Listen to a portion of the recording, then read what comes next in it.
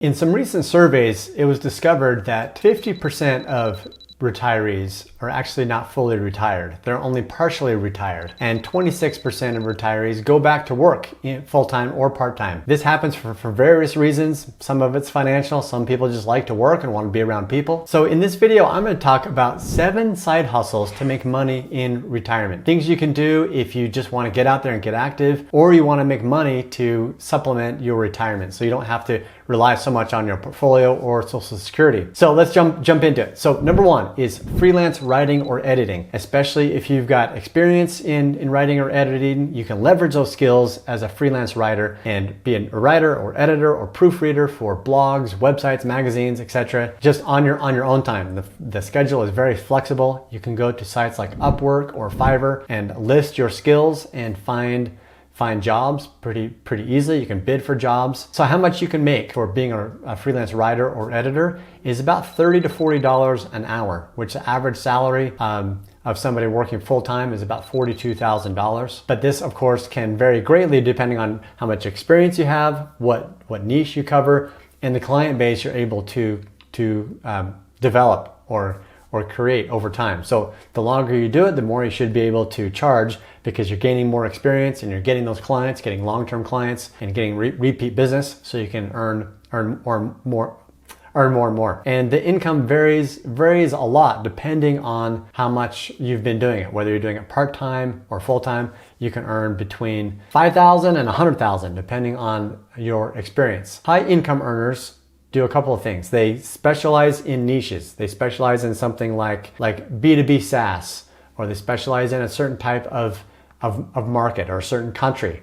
And those people that specialize and have experience and are very good at it can make up to $300,000 because they know that industry very well. They're able to write about it very well, and they can produce content a lot faster if they know that industry very well. So consider, if you're going to do that, specializing in a certain niche, certain market, or certain geography, so you can make more money. And then freelance editing is related to writing, of course, and the hourly rates are about $25 to $35. It might be a little bit easier if you're not an experienced writer, where you can edit if you're good at grammar. Most people aren't, so there is a need for freelance editing. If you are a good storyteller and you can correct grammatical mistakes, then you could be making $30,000 to $40,000 annually from just editing other people's work, giving them ideas as well on how to make the articles better. There's a big need for people who need writers and editors, especially with the boom in blogs and especially newsletters. Newsletters are a big business now. I actually have a newsletter, morningdownload.com, for personal finance. So if you want to learn more about personal finance and what's going on in the market, then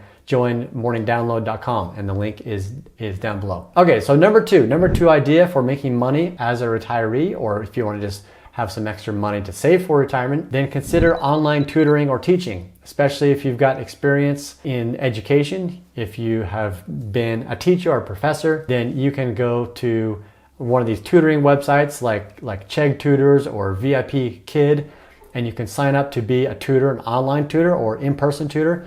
I actually did this early in my career because I just wanted to earn some extra money. I was a tutor, and I'd go to people's houses and I would tutor their kids. And you can make, depending on the subject, you can make between $15 and $100 an hour. On the higher end, of course, if you're tutoring something like calculus or advanced college subjects, then you can charge more. One of the sites, called Preply, pays an average of $18.30 an hour, and up to $39 an hour for high demand subjects like sales and corporate finance.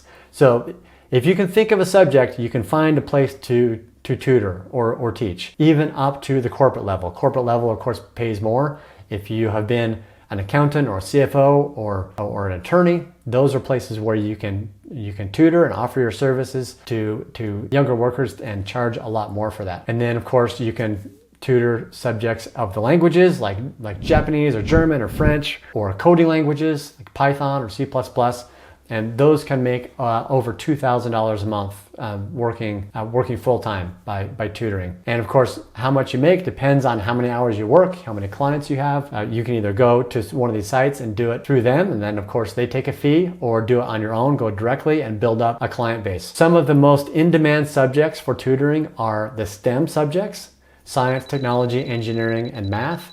So subjects like algebra, calculus, geometry for elementary or for junior high and high school students, and then statistics for college and even graduate school. Statistics is super complicated. I took 2 years of statistics. I know there's a need for tutors because that can get very complicated.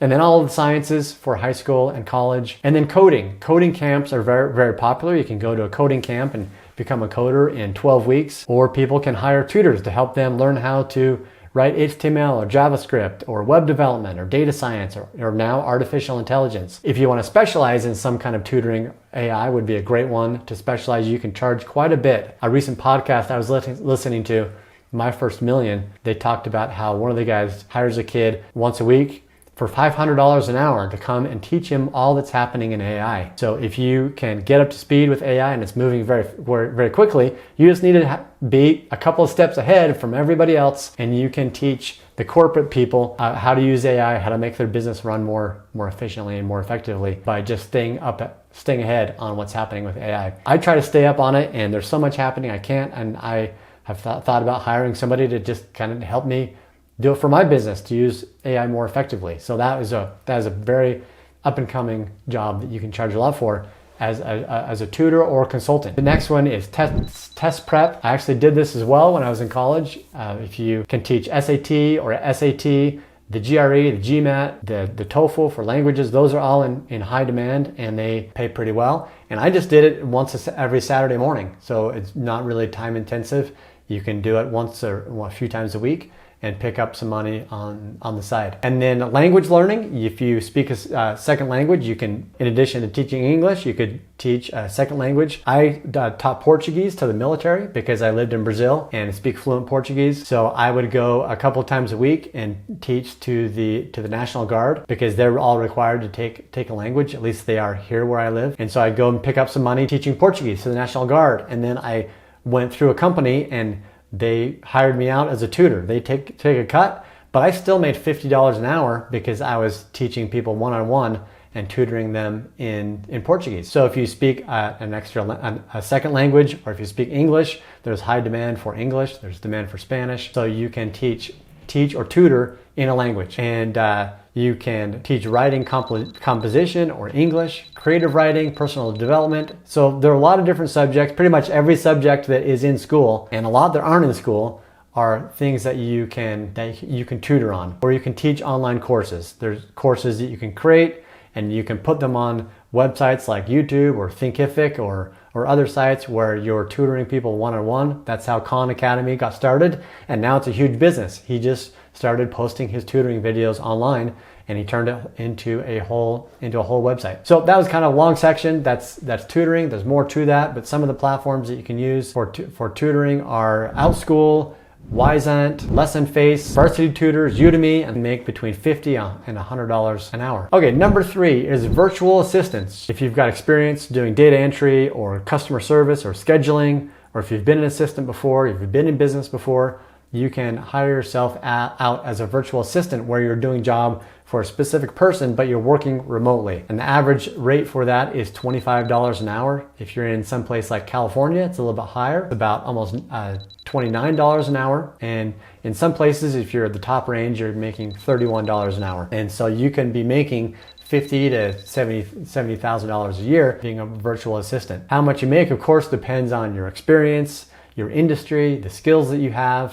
If you can do project management, bookkeeping, or social media, those are the 3 that are in very high demand, then you can make even more. Number 4 is blogging or YouTube. Blogging or YouTube is a great way to turn your skills, the things that you know, into teachable content. That's what I do here. I have a background in personal finance and I was a financial planner. So I started this channel so I can teach, because I love to teach and help people do better with their finances. If you've got a skill that you want to share with people and you have a passion for it, then you can monetize that passion by writing about it or do videos like this and posting them on YouTube. So how much can you make? Well, you have to have a lot of views and a lot of content. So if you're going to blog or if you're going to do something on YouTube, then think about it as a long project that builds up over time. The great thing about it is that you're creating a library. Like YouTube, every video you create a library, and even if you make a little bit, If you make the right kind of content, then people will come to it over time and you'll make money even after you stop producing videos. Of course, it's better if you do keep producing videos. And if you're interested in the subject, I know a lot about it. And from my experience being a YouTuber, then comment below if you want more content about how to make money with YouTube. I will make a whole video about it. But generally, if you have about 10,000 subscribers, then you will make between $500 and $1,500 per month. And it took me about a year to get up to, well, about 6 months to get to 1,000 subscribers. Now you won't make much, maybe $50 a month with that. And if you're up to about 10,000 subscribers, then it's between $500 and $1,500. I know that from my experience. Those numbers are right. And if you've got 1 million subscribers, that takes several years to get to that, but you can make between $50,000 and $250,000 in income from YouTube. Of course, what determines how well you'll do on YouTube is if the quality is good. You need high quality, engaging content, well-produced videos. You've got good monetization strategies like having sponsors. You have a good niche. Some niches pay better than others, like personal finance pays well, but woodworking would not pay as well on YouTube. And then of course, doing it consistently over time and continually increasing your quality will grow your earnings from YouTube. Okay, so last one we're going to talk about, a couple more, is ride sharing services. You can drive for companies like Uber and Lyft just on your own time, and the average amount you can make is $19. Well, it's $13 after expenses and for Uber, and about $12 for Lyft. So